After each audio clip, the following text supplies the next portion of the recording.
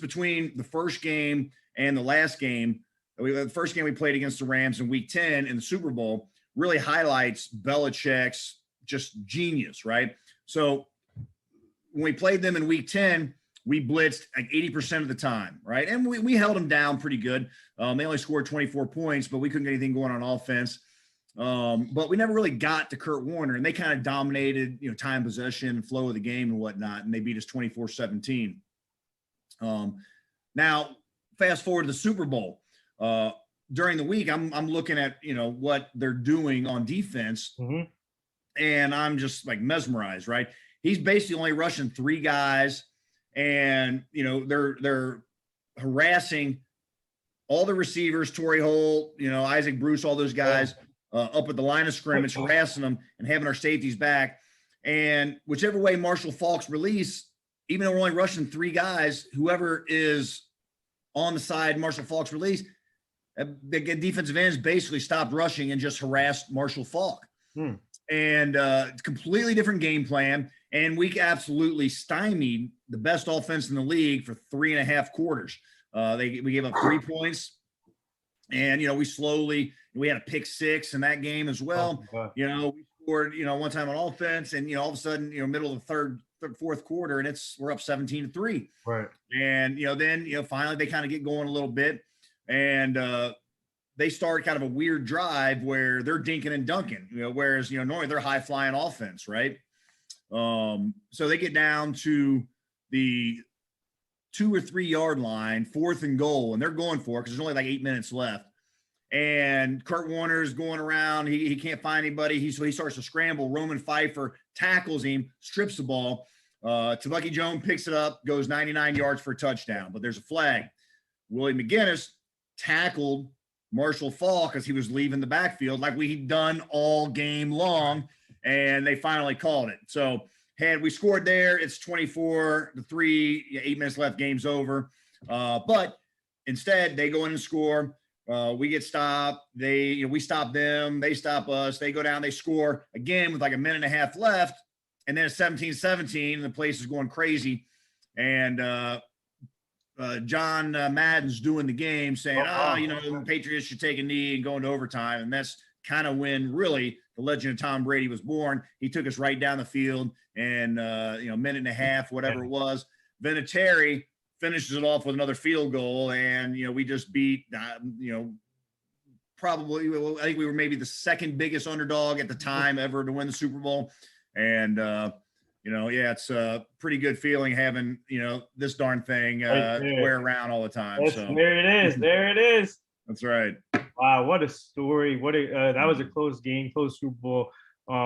Man. So just to be part of that, and you just mentioned John Madden called the game. What was that like? Just being part of that game and having John Madden call the late John. That whole season was historic and memorable for a variety of reasons. One, obviously it was the year of 9/11, 2001, right? And just that was the beginning of the Patriots' 20+ year dynasty. Right. Beginning of Tom Brady. Nobody knew Brady was going to be what he was going to be. Right. I mean, he finished with like 2,500 yards passing in his rookie year. Well, that was his second year, but basically his first year as a starter. We protected him that year. We ran a lot of two back, 2 tight end offense with Troy Brown out there as a receiver. And we play action, we play good defense. And like I said, Brady only had a couple 300-yard games that year. His typical line, he throws for 200, he'd be 16 for 22, 200 yards, 1 touchdown, no picks. And Antoine Smith would run for 100 yards. Kevin Falk would run for 30 or 40 yards. J.R. Redmond would have a few. I'd have a couple catches out of the backfield. And we just played just good, solid team football that year. Yeah. So for you guys, after you won the Super Bowl, what was the first thing you guys did? Well, we obviously we went back to the hotel, and we had a big, huge party back there. And next thing I know, it's 4 a.m, and I haven't even left the hotel yet. A lot of guys went back down to Bourbon Street and whatnot, but I was basically up all night. Wow. I'm laying in bed with my wife saying, we just won the Super Bowl, like over and over. And she's like, all right, I heard you say that 15 times now, and get your ass to sleep, So, and then, we just got up, flew back, to Boston. People met us at the airport. It was absolutely crazy. They, planned the parade the next day. And right when we got off, we had a little barbecue place right by the stadium we used to go to. And we all went there and started celebrating right when we got off the darn plane and the bus back to the stadium. And, next day we had the parade and all that. And it was cold. February in Boston was brutal. But just an overall surreal experience. That whole off season was, getting to throw out the first pitch as a team, for the Boston Red Sox opening day, going to visit the White House, that kind of thing. So it was just a really, really cool, surreal off season. Yes, and speaking of team, it's all about team, especially in all sports and coming together.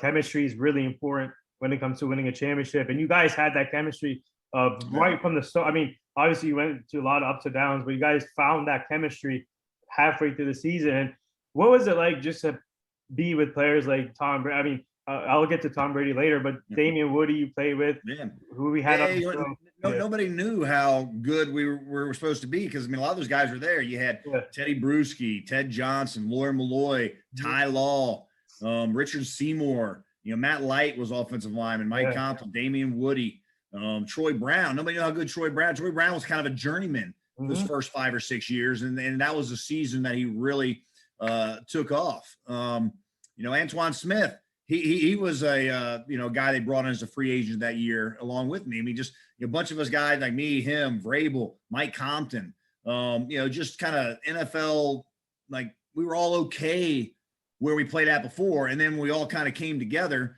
kind of magic happened. And, like Mike Vrabel, nobody knew how good he was going to be. He ended up playing 15, 16 years, whatever it was.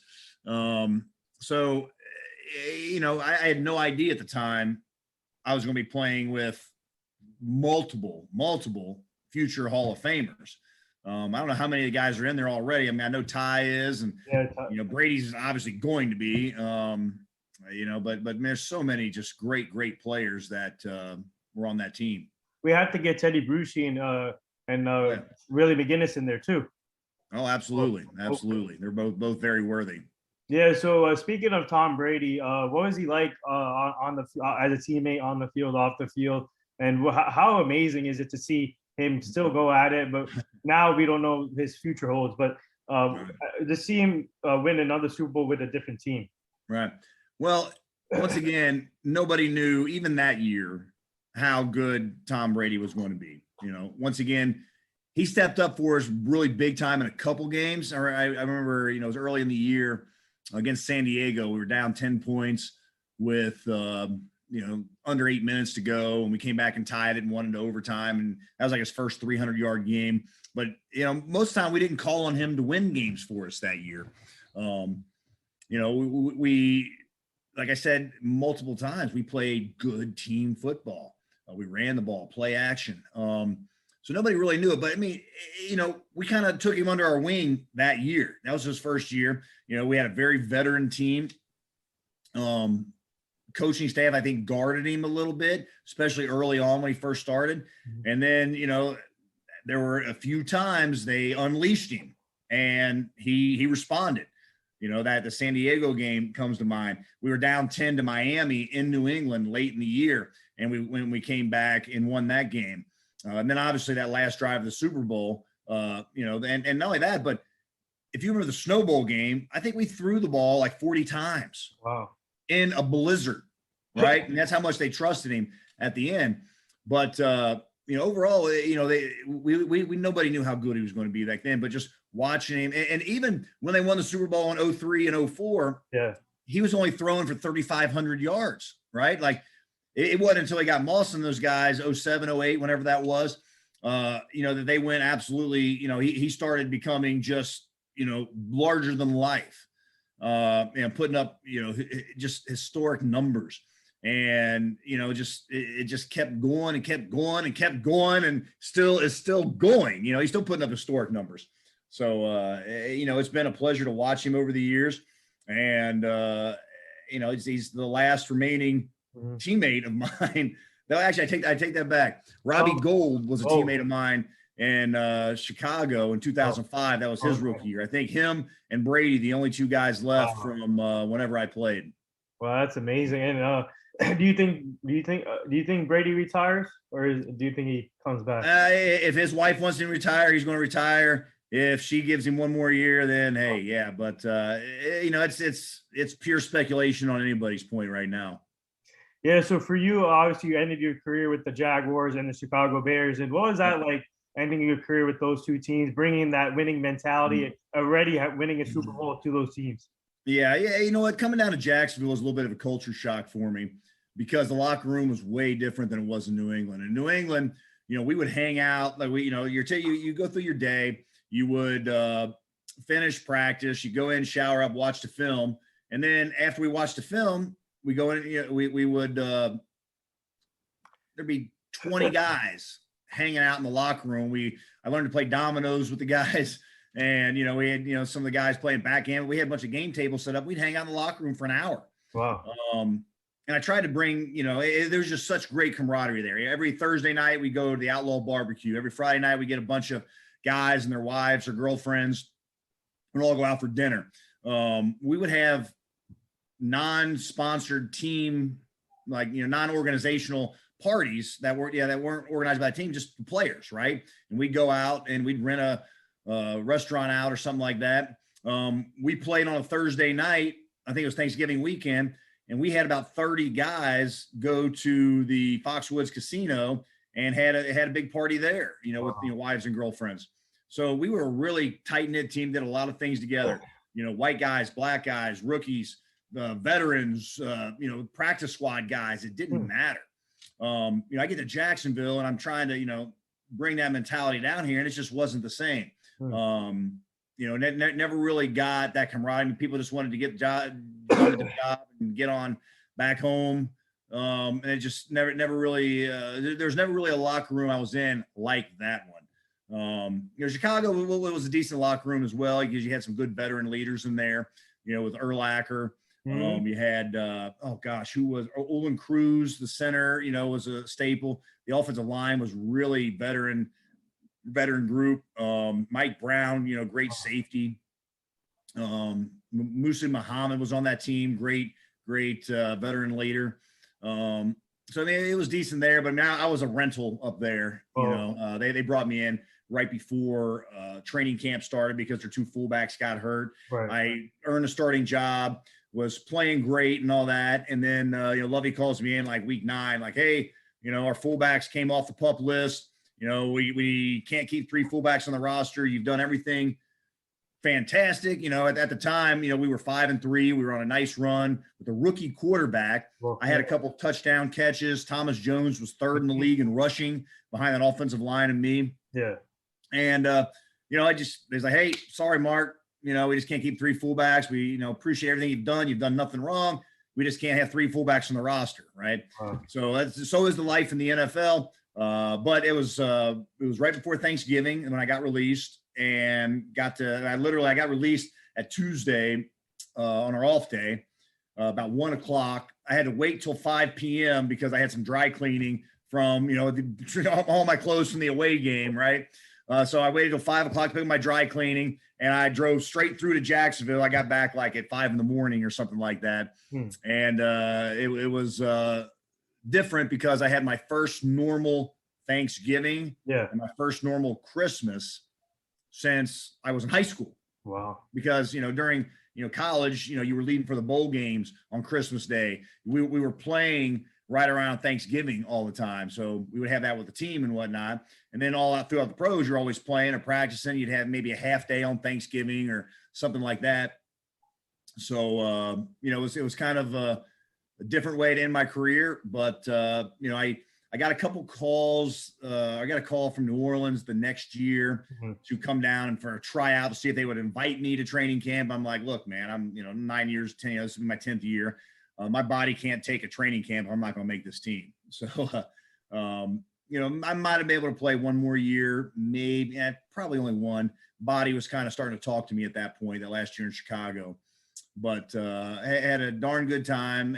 Got out relatively injury free, and I've lived down here in Jacksonville ever since. All right, we have another fan question that just came in. Someone wants to know, what are some of the funniest pranks you've been part of in your career? Funny stories they want to know. Well, one of the funniest things was, and this was my rookie year, I believe it was, with Steve Mariucci. Steve Mariucci was a rookie coach as well, rookie head coach at the time. And, I'm once again, I'm coming from disciplinarian Lou Holtz and, to this different mentality of, playing in the pros and having, more interaction as colleagues with your head coach opposed to, him being the, disciplinarian, right? So Steve Mariucci is, and I didn't have anything to do with this. I just witnessed this, right? Steve Mariucci is in the middle of an interview with NFL Films or something like that, right? And Gary Plummer, who was a old veteran linebacker, just hard-nosed guy, and Kevin Gogan, who had played for the Raiders in Dallas and was just a monstrosity of a human, broke into the interview.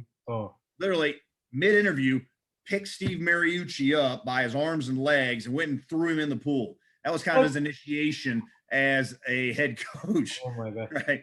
So, something like that when he just was, it blew my mind as a rookie. But you had your typical, the pranks and initiations and things like that. As a rookie, I had to carry all the veterans' pads in during training camp. I had to go to Popeye's Chicken for the away trips and buy the chicken for my whole position group. We sometimes you throw the rookies in the cold tub, tape them up, put them in the cold tub. They tape them up to the goalposts and things like that. They shave their heads, or if they already had shaved heads, they shave their eyebrows. There was always a little something. And what I learned and what I tell the rookies, like, look, if you just cooperate, it's going to be over and done, and nobody's going to mess with you. If you fight back, it's fun. And the more you fight back, the more they're going to try to torment you, because then it's fun for the veterans. So. But yeah, the Steve Mariucci getting thrown in the pool mid-interview was one of the things that shocked me the most. Wow, what a crazy story there. So now, so for you, what's it been like for you after your NFL career? Tell our fans, what are you working on now, and what should fans expect? Looking forward to with Marc Edwards, what he's doing now, and tell our fans about that. Yeah, well, it's still a very difficult transition as you hear about quite a bit. I go from never hearing the word no my entire life as I'm playing football. Everybody wants to, have a steak dinner with you, take you out for drinks, skip the line at the club, everything else, to all of a sudden I'm the one you try to enter the business world, and I'm hearing no for the first time when I'm the one asking for favors. People that were asking for tickets and things like that over the years, all of a sudden aren't returning my phone calls. And I'm like, what's this? Like, I wasn't used to hearing the word no ever. So it was a very challenging transition. And, from going to where everything is structured for you on a daily and yearly basis to not having any structure at all, well, it was pretty challenging. So when I first got out of the league, I got into the financial world. I had invested in a supplemental benefits company. And so I got my insurance licenses, my Series 7 and all that. And found out really quick, I hated every second of that, the cold calling, all that. Hearing the word no for the first time was a big shock mentally to me. So I kind of toil on that for a couple of years. And eventually I get hooked up with a Notre Dame alumni, and he owns a bunch of forklift dealerships. And he was helping this guy from Australia come over and bring over a safety and efficiency device for forklifts. Basically, it's a device that allows an end user to see their entire fleet online and what they're doing. It makes the operator swipe a card to gain access. If they do their OSHA checklist electronically. If there's any problems, emails get sent out. If they hit something, have an accident, it sends out emails. It can shut the lift down. Basically, a safety and efficiency device for forklifts. So I started with this company in sales, and as a startup, you kind of got to learn everything, right? The way we sold is we would sell to forklift dealers, and they would install it. Well, their technicians screwed it all up. So me having no experience with working on cars or not having to use a multimeter or anything like that, I had to go out in the field and fix these things. So I would spend hours upon hours on the phone with our technical guy trying to fix their problems. So well, eventually what happened was, this all started about 2008 or so. My last year was 2005, so I retired after the 2006 season. So it's a couple of years of limbo there. But what happened is these dealers started calling me saying, "Hey, Mark, you fixed all our problems. Why don't you just install this for us to begin with?" So I'm like, okay. So I started doing that, moonlighting, until I built it into my own business. So now I have a small business where I install these safety systems on forklifts and other mobile equipment. I got a couple employees, and we just go around the country installing these things. I've been doing it since 2010. And, I enjoy it because it's still very physical work, but it's also mentally challenging because I got to figure out how to install these on different makes, models, lifts. There's multiple systems that we install. So I've been doing it for quite a time now. And it also, because I do own my own small company, it gives me a lot of flexibility to go out and watch my kids compete in sports. Yep. I chased my girls all around the country when they played soccer. And now my son's coming up in sports. He's a great 3-sport athlete, football, basketball, and lacrosse. And he's darn good as a 6th grader. And he's as big in 6th grade as I was as a freshman in high school.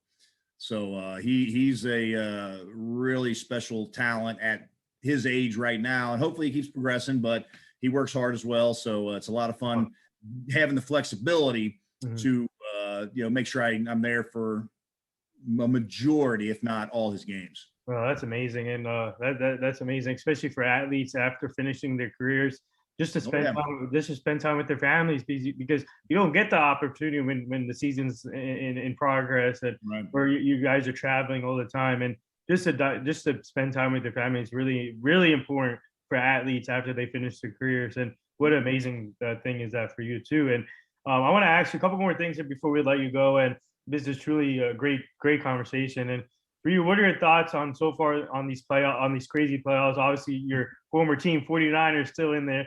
And the next part to this question, what are your thoughts on this crazy coaching carousel? Obviously, your 2 former teams just got coaches. Brian Leftwich to the Jacksonville Jaguars, I think.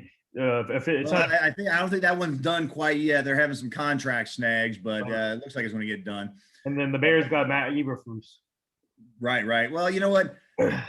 First of all, the coaching carousel, that happens every year. I mean, there's so much turnover in the NFL. There's such little room for error in the coaching world in the NFL that, there's 5 to 7 new spots like every darn year, it seems like. It's very difficult because the pressure to win is immense, and it's win right now. Yes. There's not enough time for these guys to develop draft picks and things like that. I mean, it's basically, hey, I don't care if you got a rookie quarterback. I don't care if you have inexperience. I don't care if you have salary cap problems. Figure it out. And because teams have done it, they've gone from nowhere to winning a Super Bowl in a year or 2 years sometimes. So, I don't think it's right, but it is the reality of the game. As far as the playoffs so far, outside of, 1 or 2 bad games, I mean, it's been, the Buffalo New England game was awful. Never expected that. And we, the first wild card week, but other than that, I mean, it's been fantastic. Obviously the divisional round, I don't think there's ever been a weekend where all 4 games were decided on the last play of the game. So back and forth. And not only that, but you had defensive games like with Cincinnati and Tennessee. You had offensive games like with Buffalo and Kansas City. You had the big comeback with Kansas City and Buffalo, Rams and Tampa Bay. And then another, hugely defensive game with the 49ers and the Packers. So you saw a little bit of everything in each of those games. You saw weather, you had the snow. And I mean, the NFL couldn't have scripted a better weekend of games than the divisional rounds. So hopefully this Sunday will lead up to the billing as well and kind of follow along that path. But historically, I don't think there's ever been a better weekend of games. I don't think there's been 4 games that good in the regular season any given weekend ever. Yeah. So I'm a big Dallas Cowboy fan. So you poor sucker, you. Yeah, it is a horrible game. But I mean, you have to move on. So but kudos to I have tons of respect for the 49ers. And do you think if somehow the 49ers win the Super Bowl this year, what would you say about the front office, John Lynch, obviously doing a fantastic job building this team, and if they do somehow win the Super Bowl this year, can you start putting Kyle Shanahan? He's getting criticized with the clock management as a coach, but still, he's a heck of a coach. He knows how to coach. So, can you start putting Kyle Shanahan in the top discussions? I'm not saying Bill Belichick, but like in the top 10. Well, I think he's already one of the better football minds and better football coaches in the league right now. He's not been on the hot seat, and he's nowhere near the hot seat. He has found different ways to win. He's obviously an offensive mind, but they've been winning on defense. Yeah. Right. And doing enough on offense. And, if you give him a quarterback, heck, watch out. Right. But he's already in that, top 5 to 8 range as NFL head coaches, maybe even higher. So, now we can't talk about all time yet, win me a couple Super Bowls, then you can talk about all time. Yeah. But he has definitely earned a lot of respect, not only with this run, but, previous runs. Yeah. So do we see Marc Edwards maybe sometime coaching in the near future? I thought about that when I first got out of the league, but it was require way too much time away from the family and stuff like that. Getting in this late in my career, could I? Yeah, but right now I want to watch my son play, and I know I'll have to sacrifice a lot of that if I ever do get into coaching. And then plus, it's going to really stink to be about 50 years old and starting off as a graduate assistant or on the bottom of the totem pole, coaching totem pole right now. So as long as my business keeps doing what it's doing, I think I'll be all right. I have to bring this up. I don't know if anybody brought this up to you yet in their career life. Do you know Frank Caliendo, the comedian? Frank Caliendo, yeah. Has anyone mistaken for you to him? No, I haven't had that one yet, but I guess I can see a little bit of the resemblance with the round face. Yeah. So before we get to the last 2 things, what's it been like for you sharing your career, your story, your life experience on platforms like these, being on other podcasts or shows? What's that been like for you?